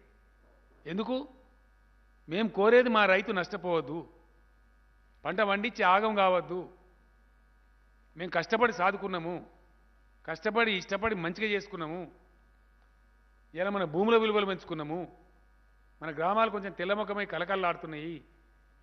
మళ్ళీ మిమ్మల్ని దిక్కుమాలిన కేంద్రం మిమ్మల్ని దరిద్రంలోకి నెట్టాలని చూస్తూ ఉంది. కాబట్టి ఈ దిక్కుమాలిన దరిద్ర రాజకీయ బేయారుల పాలన పడకండి. ఎట్టి పరిస్థితుల్లో కొనుగోలు కేంద్రాలు ఉండవు. యాసంగి పంటకు కొనుగోలు కేంద్రాలు ఉండవు. ఇప్పుడు వర్షాకాలం పంట కేంద్రం హామీ ఇస్తలేదు, 40 లక్షలు దాటలేదు, అయినా కొంటాం. ఎంతైనా కానీ ఇప్పుడు ఎంత వచ్చినా కొంటాం. కేంద్రం కొనకపోతే కొంత బీజేపీ ఆఫీస్ ముందర పోస్తాం, ప్రధానమంత్రి ఆఫీస్ ముందర పోస్తాం. ఎస్, ఎక్కడ పోయాలి మరి? పోతే తుట్ల బాగుతాం అనుకోని 1000 లారీలు పెట్టి కొంచెం ఢిల్లీలో వారబోస్తాం, ఇండియా గేట్ కాడ. మీరు చూస్తారు, మీరు చూడబోతారు. మరి ఇంకేం చేస్తాం? ఇక వర్షాకాలంలో కొంటాము, ఎంతైనా కొంటామని మాట్లాడుతున్నారు కిషన్ రెడ్డి. ఇక చూస్తాం. కొనలేదనుకో, ఈడ కిషన్ రెడ్డి ఇంట్లో పోస్తాం, బీజేపీ ఆఫీసులో పోస్తాం, ఢిల్లీలో ఇండియా గేట్ కాడ పోస్తాం. Yes, we have to do that. పోతే ఇంకో 200 కోట్ల లారీ కిరాయి పెడతాం, కొంచెం పోస్తాం. మరి ఇంకేం చేయాలి? వీళ్ళని ఎక్స్పోజ్ చేయాలి.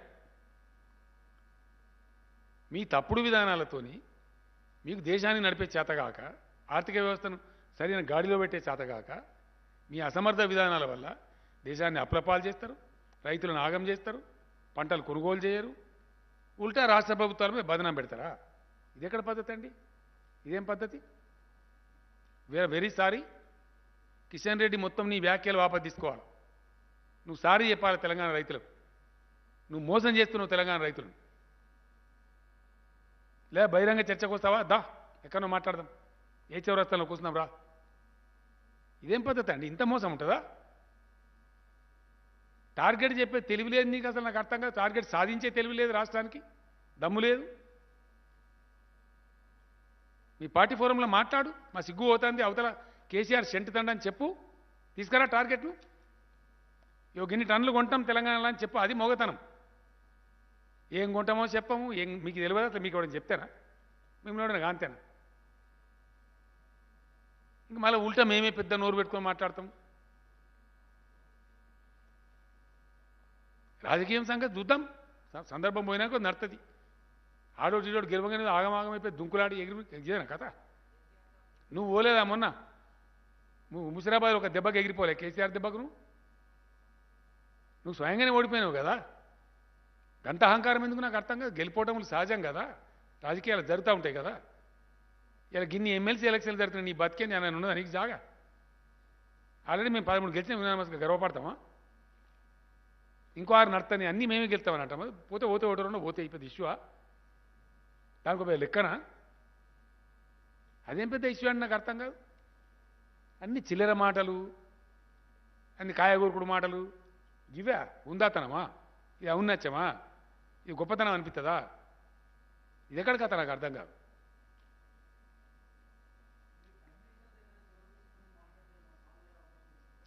ఏం ప్రైమ్ మినిస్టర్ అంటే ప్రైమ్ మినిస్టర్ చెప్పలేదు అనుకుంటారా మీరు? ప్రైమ్ మినిస్టర్ చెప్పలేదానండి? నేను చెప్పలేదని మీరు ఎట్లా అనుకుంటారు? చాలా సందర్భాలు అయిపోయినాయి, ఒక సందర్భం కాదు. లెటర్లు రాసినాము, ఓపెన్ లెటర్ రాసినాం ధర్నాకి. మొన్న రాసిన లెటర్ ప్రైమ్ మినిస్టర్కే కదా. ఏం రాలే.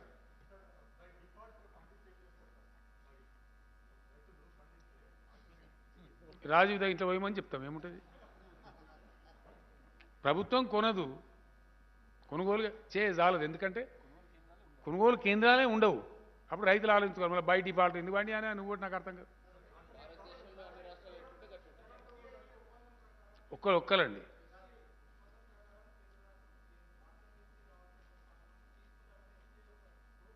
ఏం నోట్లేదండి.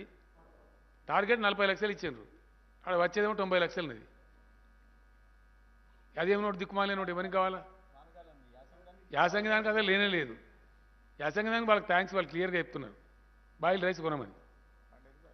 పండేదే బాయిల్ రైస్ తెలంగాణలో, వేరే రైస్ కూడా పండితే నాకు అర్థం కాదు. డ్రామా కంపెనీ ఎందుకు?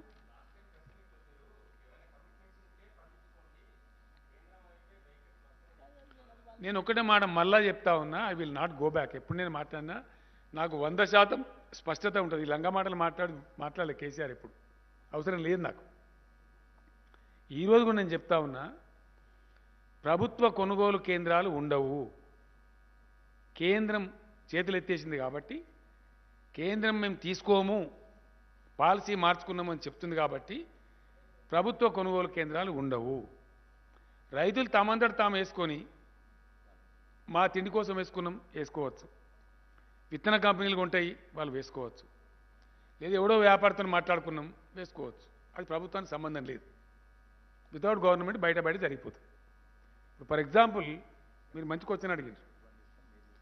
రైతు బంధు ఇస్తాం, మా చేతుల గలది, నీళ్ళు ఇస్తాం, కరెంట్ 24 గంటలు ఇస్తాం, ఫ్రీగా ఫుల్ పవర్ ఇస్తాం, మీకు ఇబ్బంది రాక. అవన్నీ కేసీఆర్ చేతుల, రాష్ట్ర ప్రభుత్వం చేతుల ఏమున్నాయో అవన్నీ కడుపు నిండా ఇస్తాం.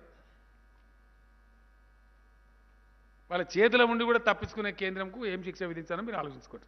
2, ఇలా హుజూర్ నగర్ మిర్యాల కూడా ప్రాంతం ఉంది. నిన్న నేను సైదిరెడ్డి ఎమ్మెల్యే గారికి మాట్లాడాను. 85% కొనుగోలు అయిపోయినాయి సార్ అని చెప్పి. ఎవరు కొన్నారా? మొత్తం గవర్నమెంట్తో కొనిచ్చినా? లేదు సార్, మేము ఒక గింజ కూడా గవర్నమెంట్కి అమ్మము, మాకు మిల్లర్స్తో టైప్ ఉంది, మళ్ళీ మా వాళ్ళు అమ్మిండ్రు, నాటు కూడా స్టార్ట్ చేసింది సార్ అని చెప్పాడు. ఎక్కడ? హుజూర్ నగర్ ప్రాంతంలో, హుజూర్ నగర్ నియోజకవర్గంలో. మీరు కూడా మాట్లాడచ్చు సైదిరెడ్డి గారు కావాలంటే. ఏంది అంటే మాది 1750 కాడ కొంటున్నారు సార్, ఆరబెట్టకుండా పచ్చోట్లే కొంటారు మిల్లర్స్. మా మిల్లర్స్ అక్కడ మా రైతులంతా మొదటి నుంచి టైప్ ఉన్నారు.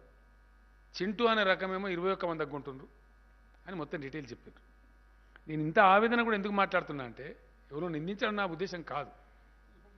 వాస్తవానికి పరిస్థితి గిట్లా ఉంటే మేము గ్రౌండ్ అంతా ఎంక్వైరీ చేస్తా ఉన్నాం, ప్రతి నియోజకవర్గం తెలుసుకుంటా ఉన్నాం, ఎక్కడ ఏం జరుగుతుందో తెలుసుకుంటా ఉన్నాం. మీ లెక్క చిల్లర రాజకీయాలు చేస్తలే, మాకు బాధ్యత ఉంది. రేపటి సంగతి దేవుడికి. ఇలా మేము రాష్ట్ర ప్రభుత్వంగా ఉన్నాము, మేము నామినేట్ చేసిన ముఖ్యమంత్రులం కాము, ప్రజలు నామినేట్ చేసిన మమ్మలను. కాబట్టి ఆ రైతుల గురించి మేము తపన పడతాం.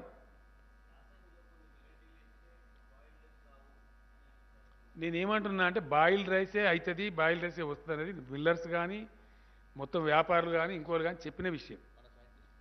మన రైతు సైంటిస్టులు కానీ, ఎందుకంటే 35 degrees దానిలో 2 విషయాలమ్మా. ఫిబ్రవరి 20 లోపల ఈంతేనేమో తాళవుతుంది, పొల్లవుతుంది, చలి, ఫ్రోజన్ కండిషన్లో ఈనకూడదు వరి. ఈనుడని మనం అంటాము, దాన్ని ఫ్లవరింగ్ స్టేజ్ అని సైన్స్లో అంటారు. If the flowering stage comes in the frozen winter, అది ధాన్యం గింజ పాలు పోసుకోవాలంటే దానికి అవసరమైన టెంపరేచర్ ఉండాలి. అంటే ఫిబ్రవరి 20 నుంచి 25 తర్వాతనే ఈనాలి వరి, అదే గింజ పడుతుంది. ఆ కోతకి ఏమవుతుంది, ఈనిన తర్వాత మినిమం నెల 10 పూటలు ఉండవలసి వస్తుంది. అంటే మార్చి లాస్ట్ వీక్ దాటుతుంది. 100% అప్పటికి 35 degrees దాటిపోతుంది. 35 degrees దాటిందంటే 100% నూకైతుంది. ఏ వెరైటీ అయినా కానీ, సన్న లేదు, దొడ్డు లేదు, ఏ వెరైటీ వేసిన.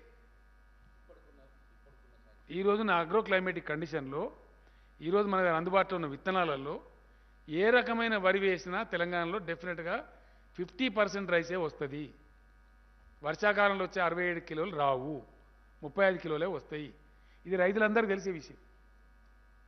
బాయిల్డ్ రైస్ బీల్డ్ రైస్ కాదు, నూక ఎక్కువ అవుతుంది. నూక కావద్దు అంటే బాయిల్ చేస్తారు. ఆ బాయిల్ చేసే టెక్నాలజీ పెట్టించింది కూడా FCI.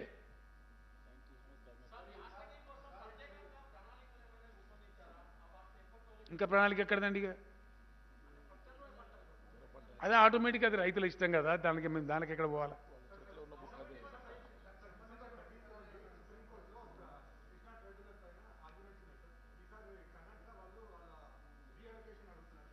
నువ్వు వేరే సబ్జెక్టులకు వెళ్ళిపోయినా కొద్దిగా ఆగిగా లాస్ట్లో అయిపోయావు. ఏంది?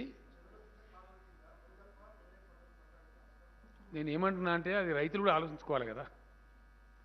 మొత్తం రాష్ట్ర ప్రభుత్వమే ఒరిగి పడతామన్నట్టుగా మాట్లాడితే ఎట్లా మీరు కూడా?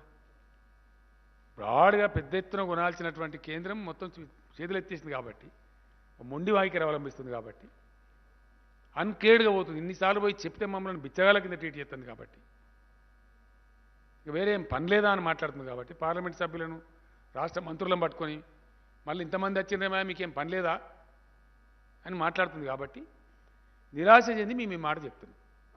ఇవాళ ఈ రాష్ట్రం నుంచి ప్రాతినిధ్యం వహించే కేంద్ర మంత్రి కూడా ఏం చెప్తాడు? ఏమీ చెప్పడు. 4 ముచ్చట్లు ఏదో కేసీఆర్ని తిట్టి, ఇక మేము బాధ్యత దిగినాం కదా, ఇప్పుడు ఊకోం కదా, ఇక అడుగు నిలదీస్తాం. ఇక ఇక కాదు, ఢిల్లీలో నిలదీస్తాం, పార్లమెంట్లో నిలదీస్తాం, మొత్తం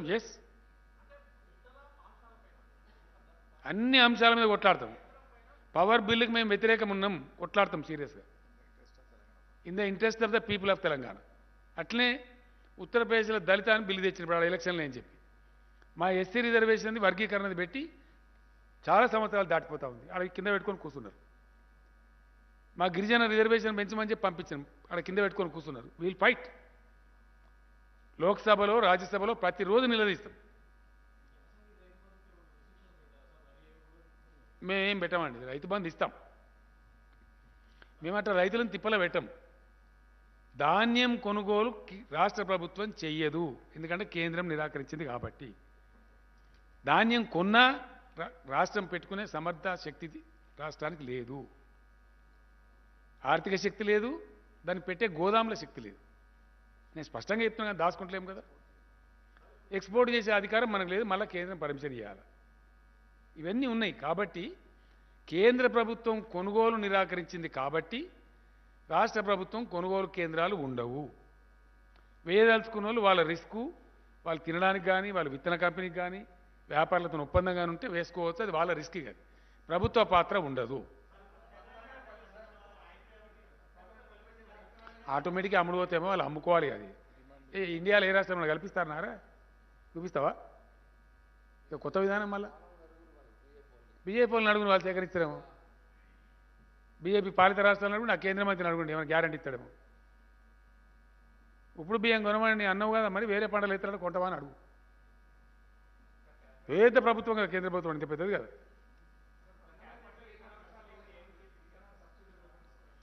రైతులకు శాంక్షన్ చేసిన 22.5 కోట్లు చచ్చిపోయిన వాళ్ళకు 750 మందిని చంపిన కదా బీజేపీ ప్రభుత్వం. వాళ్ళకి ఇచ్చే 3 లక్షల చొప్పున ఇచ్చే 22.5 కోట్లను క్యాబినెట్ మంజూరు చేసింది. ఇవాళ ఎవడన్నా బుద్ధినోడు మాట్లాడతాడు, ఆయన గత 5 లక్షల రూపాయలు టంచనగా 3 రోజులు వస్తున్నాయి. తెలివినోడు మాట్లాడకొచ్చిన అవే అది ఏమి దిక్కుమాలేదందనే బాబు. 60,000 మంది రైతులకు ఆల్రెడీ కొన్ని కోటాను వేల కోట్ల రూపాయలు వచ్చేసినాయి. ఆల్రెడీ 3,000 కోట్ల పైచీలకు వచ్చినాయి. ఎంటైర్ వరల్డ్లో లేదు. సిగ్గుపడాలి ఇట్లా మాట్లాడే పిసగాడి కొడుకులు ఉంటే వాడు సిగ్గుపడాలి. పిసగాడి కొడుకే అంటున్నాను నేను, తలకాయలేనోడని. ఈ మస్ట్ బి ఎన్ ఈడియట్.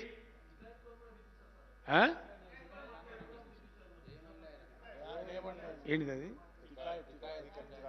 సరే, ఆయనకి పాపం ఏదో మిస్ఇన్ఫర్మేషన్ మాట్లాడుంటాడు. నేను చూడలే కూడా ఆయన ఏం మాట్లాడిండు వాస్తవానికి. క్వశ్చన్ ఈజ్, తెలంగాణలో అమలయ్యేటువంటి రైతు బీమా పథకం ఈ ప్రపంచంలో ఎక్కడైనా ఉందా? అది రాయి నువ్వు పేపర్. మొత్తం ప్రపంచంలోనే ఉందా, ఇండియాలో కాదు. తెలంగాణలో అమలవుతున్న రైతు బీమా పథకం, రైతు ఏ కారణం చేతి చచ్చిపోయినా సరే, అండ్ ఇన్సూరెన్స్ ఉంటే ఎట్లుంటుందండి? యాక్సిడెంట్కి ఉంటుంది, పాము కాటుకుంటుంది. ఇది అట్లా కాదు. సహజ మరణం సంభవించినా సరే 5 లక్షల రూపాయలు వారం లోపల వాళ్ళ ఖాతాలో పడుతున్నాయి. ఇది తెలంగాణ రైతులకు తెలిసి, ఇది ఎవడో కొక్కిరాయి గారు మాట్లాడితే మేము దాన్ని కేర్ చేయం.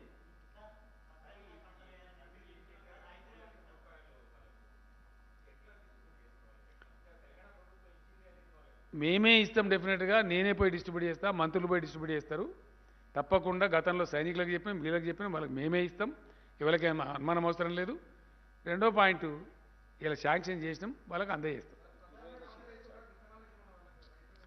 అది ఆటోమేటిక్ దొరుకుతాయండి. వ్యవసాయ శాఖను సంప్రదించవచ్చు, వాళ్ళు గైడెన్స్ ఇస్తారు. అది లోకల్గా అందరికీ తెలుసు. అది దాని పెద్ద ఎందుకు ప్రళయం బద్దలేదు ఏం లేదు. ఇంకోటి, మేము కేంద్ర ప్రభుత్వానికి మనం డిమాండ్ పెట్టినాము ధర్నాలో.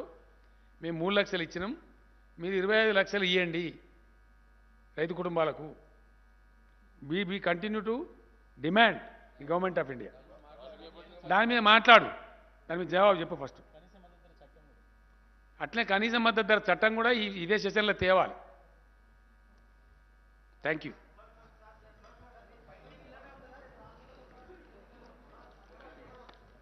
మీకు ఈ రూపంలో చాలా ఉంటాయండి ప్రెస్ కాన్ఫరెన్స్, అన్ని ఒక్క రోజు చేస్తే ఎట్లా?